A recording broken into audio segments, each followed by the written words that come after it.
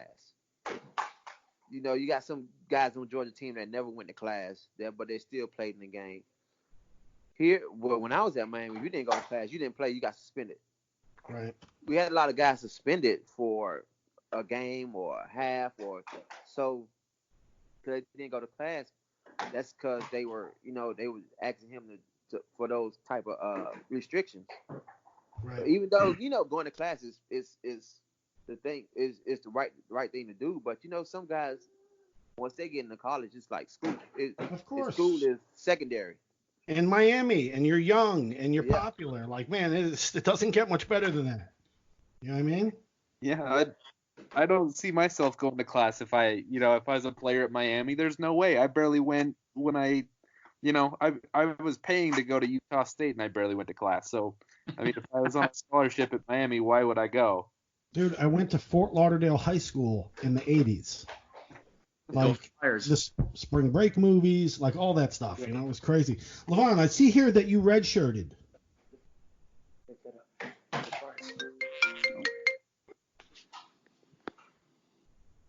Check. Am I on? Yeah. Hello. Hey. Hello. Yeah. I think we're all on here still. Okay. Lavon, I see here on my notes that you redshirted, right? Yeah. Yeah. Nowadays, talk about what that did for you as a player and everything, because now the kids, like, they're throwing you right on the field. Yeah, I was able to get stronger. I hurt my shoulder during fall camp, and I was able to get stronger, get bigger, faster. It just helped all around with me learning the defense. Like when it came to my 2005, I knew the whole defense, like from the front end to the back end, because I was able to put in that time to study the defense. Now you guys learn on the fly, and it's coming at them. What was your first game that you were able to play in? My first game I was able to play in was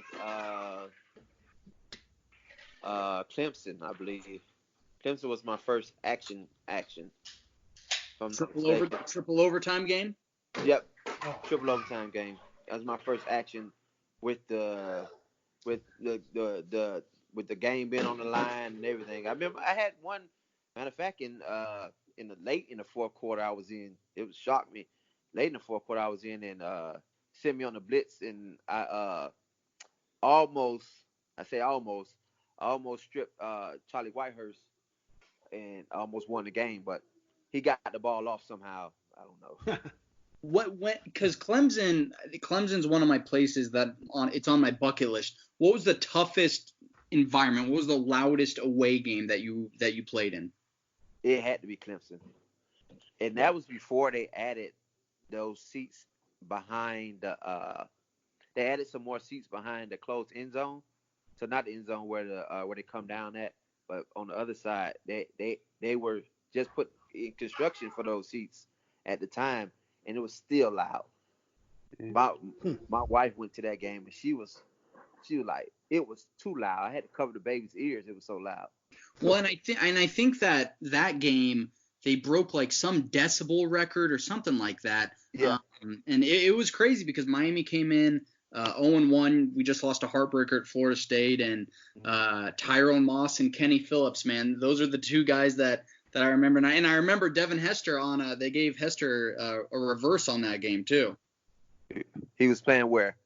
I think he was at receiver. He was on receiver. Go back to my earlier story. You know why? Yeah. I bet Nevin was happy about that one. Didn't he score at tailback too? On a toss? I don't think he scored. I think he took it a long. He had a long run. A short touchdown, like maybe from the 7. I think he did have a short touchdown from the 7. I think going to the opening zone, I believe. I think he did. I think he did have a touchdown in that game too. Let me ask you quick too. How do you feel when you talk to guys that didn't play at all and never played, that think that they know X's and O's because of watching ESPN or playing the video games? I just let guys, I like to have a conversation with guys to get where they think they know about the game, And some guys are on point, like you guys here. You guys know what you're talking about. Some guys just talk and don't know and don't understand scheme or what's going on or what the offense is trying to do or what the defense is trying to do as the play is going on. Right. Yeah, I mean, because obviously you did it for pretty much most of your life, and you did it at the highest level. And now with all the shows on ESPN and guys playing the video games for 10 or 20 years, there's a whole bunch of guys out there that don't understand contact. No. And that it's also a physical game, and the thumps count. Yeah. That you can wail on a guy. Like, just take for instance the Tennessee Titans this year. They ran the ball. I think Ryan Tannehill threw 11 passes or something like that.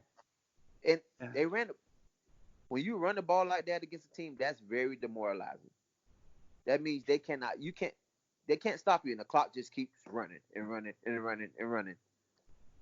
And when you can stop the run, totally, like Kane style, that also changes the game. You just keep giving the ball back to your quarterback. Yep.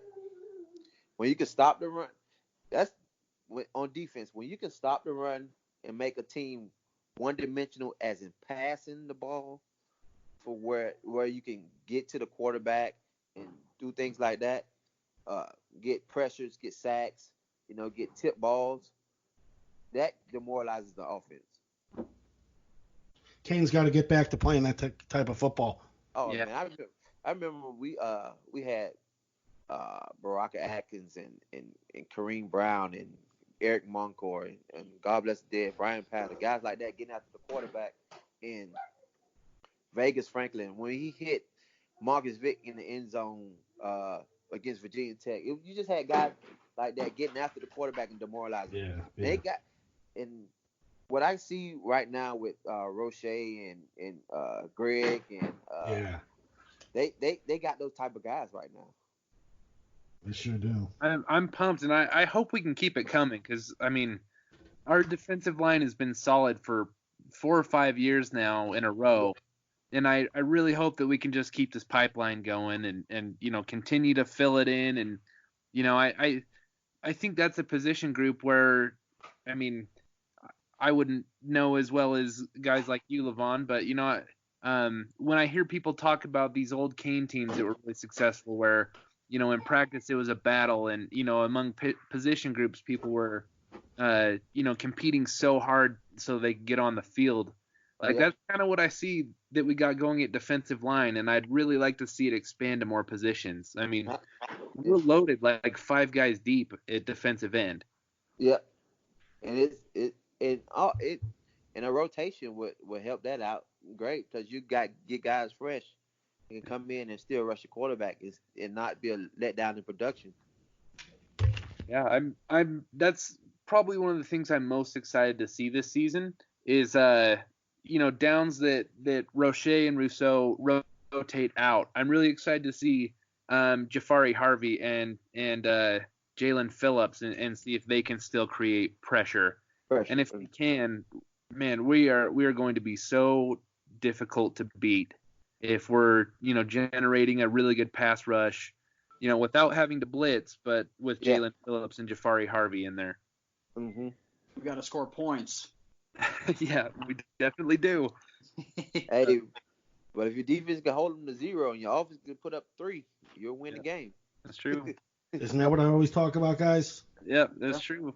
I'm a thump or be thumped. It's thump or be thumped. Somebody, you're going to put your will on somebody, or they're going to put it on you.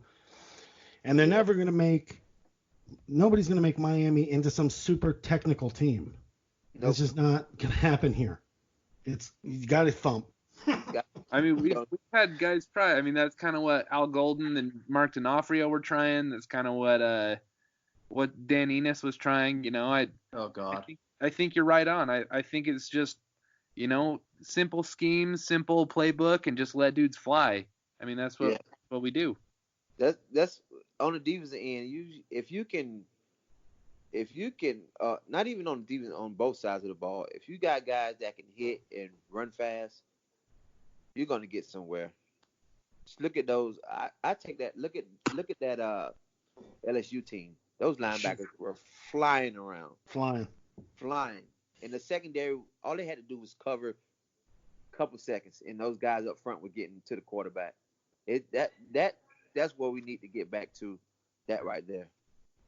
Yeah. Well, I got one last question for you, Lavon, unless anyone else has something after me. But so the question I got for you is, if you could name for us 5 dudes that when you interacted with them in practice or in games, like you just thought to yourself, like, I cannot believe how good of an athlete that guy is. You know, so from your teammates, give us the top 5 like athletes that just blew your mind when you play with them. First I start off with Brandon Merriweather. Small guy, not that big, but will hit you with all his might and lay you out. I go with Devin Hester, fast guy. Numbers don't show it, but always blazing fast.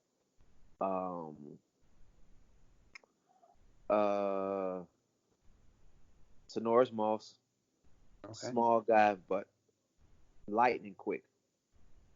And then a guy that is the 3rd leading rusher in the NFL right now, ever, Frank Gore. Yep. Was a guy of consistency.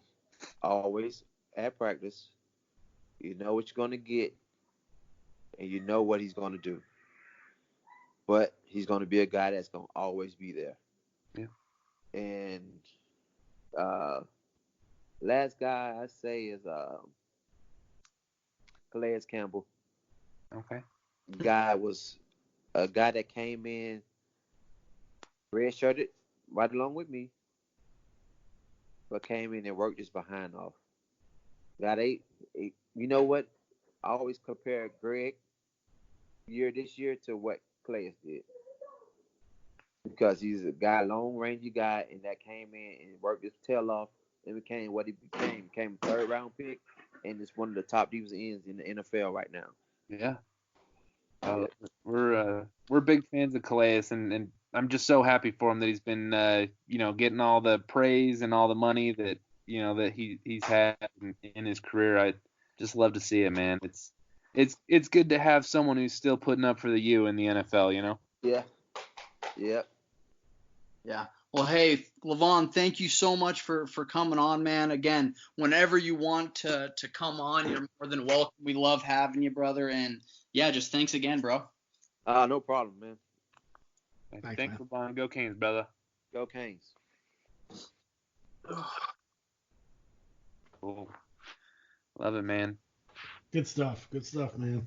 I mean, it's just crazy to talk to people that were around guys like a Devin Hester, a Calais Campbell, this guy saw Frank Gore out on Green Tree, and he saw Miami. Right. The reason why I love talking to Lavon so much is that he started with Miami when they were still like Miami. You know, they weren't. He wasn't a part of a national championship team, but they were still a top 5 school in the country. And it's just really interesting to me to see guys that saw what it took to make a program like that. And because I'm over here kind of like a mad scientist, just trying to figure out the pieces. I'm trying to work as like an AD or something, just trying to figure out how to make this program what it should be, man. No, I'm with you. That's the magic of having Lavon on, and I'm sure we'll work with him so much more in the future.